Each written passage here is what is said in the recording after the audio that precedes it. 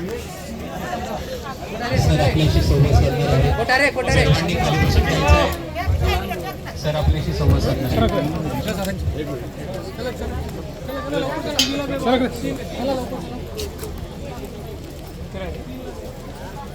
आहे. सरकार जाऊ द्या जरा मध्ये थोडं साईडला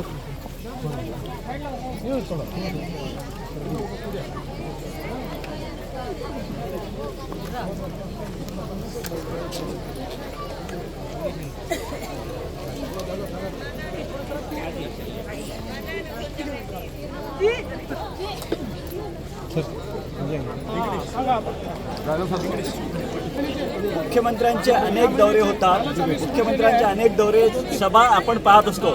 मात्र गडचिरोलीत आज वेगळे चित्र आहे. मुख्यमंत्री देवेंद्र फडणवीस गडचिरोलीचे पालकमंत्री असताना जिल्ह्याच्या दुर्गम भागात जातात, जनतेशी संवाद साधतात. आज संवाद साधण्याची ही वेगळी शैली बघा आपण. मुख्यमंत्री स्वतः जाऊन या अतिसंवेदनशील भागात बसले आहेत, महिलांशी आणि मुलींशी संवाद साधत आहेत. महत्त्वाचा म्हणजे या भागात विकासाच्या योजना पोहोचल्या आहेत का, लाडकी बहीण इथपर्यंत आली आहे का. हा अतिसंवेदनशील भाग आहे. सुरक्षा व्यवस्थेच्या दृष्टीनं मुख्यमंत्र्यांनी खूप महत्त्वाचा एक धाडसी पाऊल म्हणावं लागेल. मुख्यमंत्री आहेत, त्यांच्यासोबत सहपालकमंत्री आशिष जयस्वाल आहेत. हे दोघेही या ठिकाणी बसलेले आहेत. त्यामुळं त्या मुलीशी मुख्यमंत्री संवाद साधत असताना तिच्या शिक्षणाच्या संदर्भात तिला विचारत आहेत. आणखी एक लहान मुलीशी मुख्यमंत्री बोलत आहेत. हे एक ऐतिहासिक पाऊल आहे. कारण या भागातली जनता कधी तहसीलदार कधी BDOशी बोलत नाही. साध्या ग्रामसेवक आणि पटवाऱ्याशी संवाद साधणं यांना खूप कठीण असतं. अशा भागात मुख्यमंत्री जे आहेत या ठिकाणी नागरिकांशी संवाद साधत आहेत.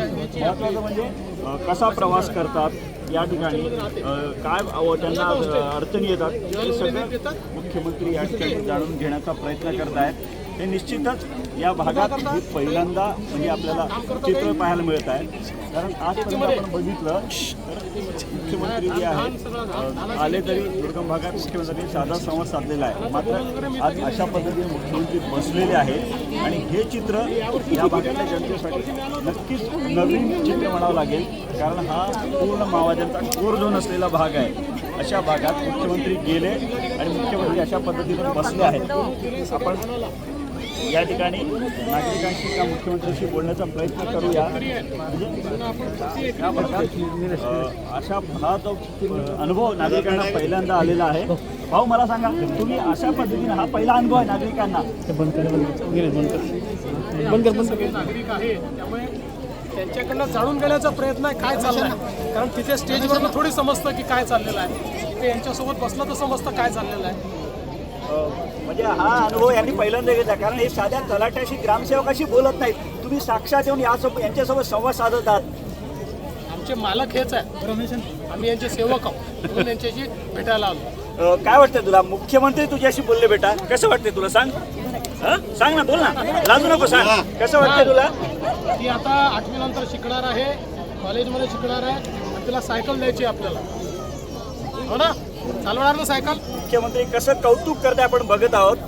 ताई काय म्हणाल तुम्ही? आज मुख्यमंत्री तुमच्यासोबत आलेले आहेत, बोलले आहेत, काय वाटते? चांगलं वाटलं? चालतो का मोबाईल? आपण पाहतोय, मला या ताईच्या डोळ्यात अश्रू दिसत आहेत. आनंदाचे अश्रू आहेत ताईच्या डोळ्यात, आनंदाश्रू दिसत आहेत. हे पहिल्यांदा आहे, कारण तिनं कधी असा अनुभव केला नसेल. त्यामुळे हा ऐतिहासिक क्षण नक्कीच आहे.